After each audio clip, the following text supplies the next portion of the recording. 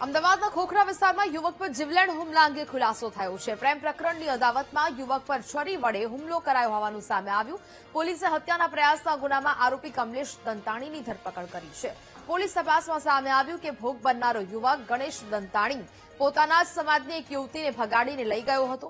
બાદમાં સમાજમાં જ સમાધાન થતા યુવતીને પરિવારને સોંપી દેવામાં આવી હતી। જોકે યુવતીના પરિવારમાં આ વાતનો રોષ હતો, જેથી ગણેશ અમરેવાડી વિસ્તારમાં પોતાના સંબંધીના ઘરે આવતા યુવતીના કાકાના દીકરા કમલેશ દંતાણીએ પોતાના મિત્ર સાથે મળી ગણેશ પર છરી વડે હુમલો કર્યો હતો। પછી ગણેશને ઇજાગ્રસ્ત હાલતમાં સિવિલ હોસ્પિટલમાં ખસેડાતા સમયસર સારવાર મળી રહેતા તેનો જીવ બચ્યો। જ્યારે પોલીસે મુખ્ય આરોપીની ધરપકડ કરી અન્ય એક આરોપીની શોધખોળ શરૂ કરી છે।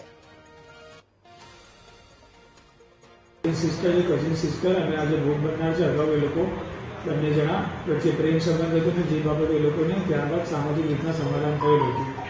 ત્યારબાદ જે આ ભોગ બનનાર છે અને ગણેશ અને એના પરિવારજનો તે અમરેવાડીમાં પોતાના એક સંબંધીના ઘરે એ લોકો આવેલા હતા અને એ દરમિયાન જે આ આરોપી છે આરોપીએ જોયું કે આ જે વ્યક્તિ જે ફરીથી અમરેવાડી વિસ્તારમાં આવેલો હતો તેને એવું પૂછ્યું કે તને આ બાજુ આવવાની ના પાડી છે તેમ છતાં તું કેમ આવેલો હતો, જેના કારણે તેને